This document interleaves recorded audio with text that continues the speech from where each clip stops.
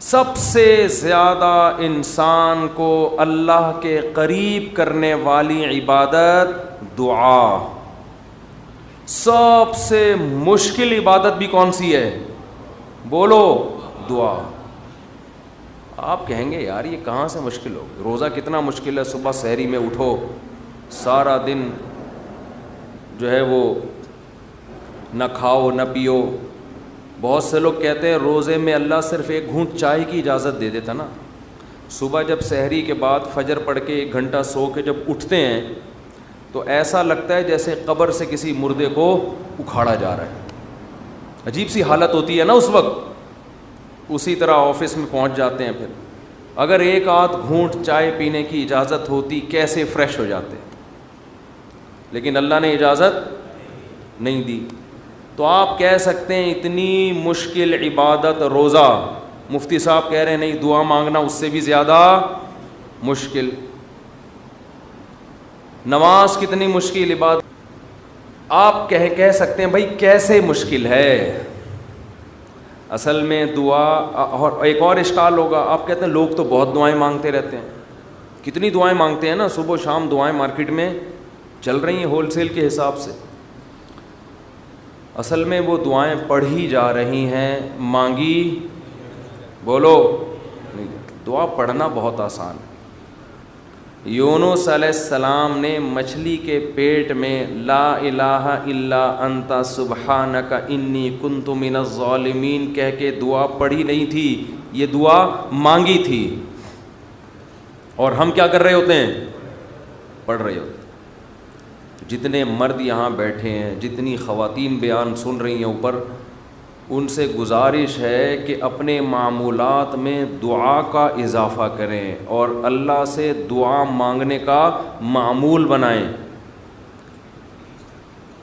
دعا مشکل کیوں ہے یہ میں بتانا چاہ رہا تھا. باقی جتنی عبادتیں ہیں ان میں کتنی ٹینشن ہوتی ہے. وضو کرو، پھر چل کے آؤ، صبح سحری میں اٹھو، روزہ رکھو. دعا میں تو کچھ بھی نہیں ہے، یوں کرو اور پڑھنا شروع کر دو. اصل میں دعا نام ہے دل کے لگنے کا، جذبے کے ساتھ مانگنے کا. شیطان انسان کو یہ باور کراتا ہے کہ تو مانگتا ہے ملے گا تجھے کچھ بھی نہیں، اس لیے مانگتا ہے ہی نہیں، پڑھتا ہے. کیونکہ جب مانگ رہے ہوتے ہیں نا تو پتہ ہوتا ہے کہ ملنے والا بولو کچھ بھی نہیں. لیکن چونکہ مسلمان ہیں شاید ٹرائی کر کے دیکھتے ہیں، شاید کچھ ہو جائے تو زبان تھوڑی گھس جائے گی. اس جذبے سے جب دعا مانگی جاتی ہے تو وہ دعا نہیں کہلاتی. دعا کا مطلب یہ ہوتا ہے کہ میں نے جس کے دربار میں ہاتھ پھیلائے ہیں وہ بڑا جواد اور کریم ہے. اور نبی نے فرمایا اللہ کو اس بات سے شرم اور حیا آتی ہے کہ کوئی اس کے سامنے ہاتھ اٹھائے اور اللہ ان ہاتھوں کو خالی واپس کر دے. جیسے علاقے کا سیٹھ ہو، سخی بھی ہو، کوئی بھکاری اس کے پاس آئے اور وہ سیٹھ اسے دھکے دے کے نکال دے تو اسے شرم آئے گی اگر وہ غیرت مند ہوگا. تو اللہ سے زیادہ غیرت مند دنیا میں کوئی بھی نہیں ہے. تو جن کو یہ احساس ہو جاتا ہے نا کہ جو ہم مانگ رہے ہیں وہ مل رہا ہے، تو آپ سوچو ایک بادشاہ نے آپ کو آفر دے دی کہ یار جو 1 گھنٹے میں جتنا مانگنا ہے مانگ لو، میں سب دے دوں گا. تو آپ سارے کام کاج کو چھوڑ کر کس کو فوکس کرو گے؟ بولو. جب تک آپ تھک کے چور نہیں ہو جاؤ گے آپ رٹا لگا کے رکھو گے، مانگتے ہی رہو گے، مانگتے ہی رہو گے. آپ کو پتہ ہے سب مل رہا ہے.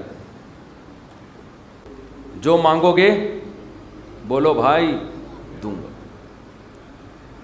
اب جس کو اس پر یقین ہے نا اس کو جتنا وہ دعا کو فوکس کرتا ہے اتنا کسی اور عبادت کو فوکس نہیں. وہ باقی عبادت کرتا بھی اس لیے کہ عبادت کر کے دعا مانگوں گا تو زیادہ قبول ہوگی. عبادت میں دعائیں زیادہ قبول ہوتی ہیں نا. تو یہ شیطان نے دماغ میں یہ ڈال دیا ہے کہ اللہ سنتا ہے دعائیں مگر قبول نہیں کرتا. اور اللہ کہتا ہے میں کرتا ہوں قبول, لیکن جس طرح تو چاہ رہا ہے اس طرح نہیں کروں گا میں قبول. اس طرح کرنا اگر شروع کر دی تو اللہ کا معاملہ ہمیشہ غیب پر ہے. یخشون ربہم بالغیب, جو اللہ سے ڈرتے ہیں بغیر دیکھے, جو اللہ پہ ایمان لاتے ہیں بغیر دیکھے, جنہوں نے جنت پہ یقین کیا بغیر دیکھے, جو جہنم سے ڈرتے ہیں بغیر دیکھے, جنہوں نے عذاب نہیں دیکھا. کیونکہ دیکھ لیں گے تو آزمائش ختم, پھر تو سارے نیک بن جائیں گے, سارے نیک. تو اللہ کہتے ہیں بھی مانگو نظر نہیں آئے گا. تو عقل مند لوگ گڑ گڑا کے اللہ سے مانگتے ہیں. اور یاد رکھو دعا میں تکبر کبھی مت کرو.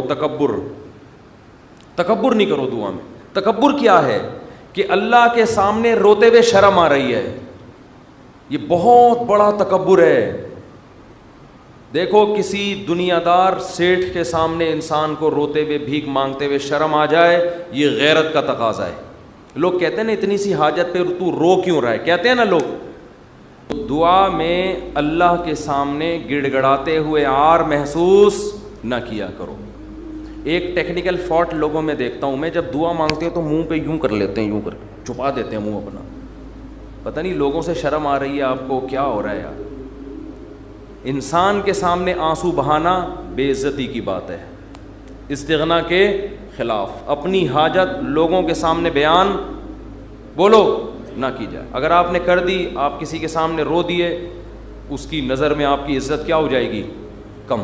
دیکھو مخلوق کے سامنے رونا, رو لیتا ہے انسان, کبھی پریشان ہوتا ہے تو رو لیتا ہے. ہر ایک میں توکل برداشت ایک جیسی نہیں ہوتی, لیکن اللہ کو مخلوق کے سامنے رونا پسند بولو نہیں ہے. تو ایک شاعر نے بڑی اچھی بات کی ہے, رہبوتک خیر من رحموتک, کہ لوگ تجھ سے ڈریں. یہ بھی غلط ہے نا, ظالم سے لوگ ڈرتے ہیں نا, لوگ تجھ سے ڈریں, لوگوں کے دل میں تیرا خوف ہو, یہ غلط ہے. لیکن اس سے بہتر ہے کہ لوگ تجھ پہ ترس کھائیں. نہیں آ رہی بات. دیکھو دو غلط چیزیں ہیں, لوگ آپ سے ڈریں, یہ بھی کیا ہے, غلط. یہ تو ظالم ہونے کی علامت ہے نا, ظلم کر رہے ہو آپ, لوگوں کو ڈرا رہے ہو. لیکن اس نے کہا یہ غلط ہے, مگر اتنا نہیں جتنا یہ غلط ہے کہ لوگ آپ پہ ترس کھائیں. یہ زیادہ غلط ہے, یہ آپ کے کمزور ہونے کی, یہ آپ کے بے عزت ہونے کی دلیل ہے. ظالم کی بھی عزت ہو جاتی ہے, ڈر سے ہوتی ہے. مظلوم جس پہ ظلم ہو رہا ہوتا ہے نا, اور وہ رو رہا ہوتا ہے ظالم کے سامنے, اس کی معاشرے میں عزت نہیں ہوتی. اور عزت بڑی چیز ہے. تو ہاں ہر ایک کو ایک ہی لاٹھی سے نہیں ہانکنا چاہیے, ایک حد تک لوگ برداشت کرتے ہیں, اس کے بعد انسان کے حوصلے پست ہو جاتے ہیں. تو اس لیے ان چیزوں کا معمول ختم کریں. لوگوں کے سامنے مت بتائے کہ نہیں یہ ہو گیا فلانا ہو گیا. اللہ کے سامنے روئے انسان, اللہ کے سامنے اپنی حاجت.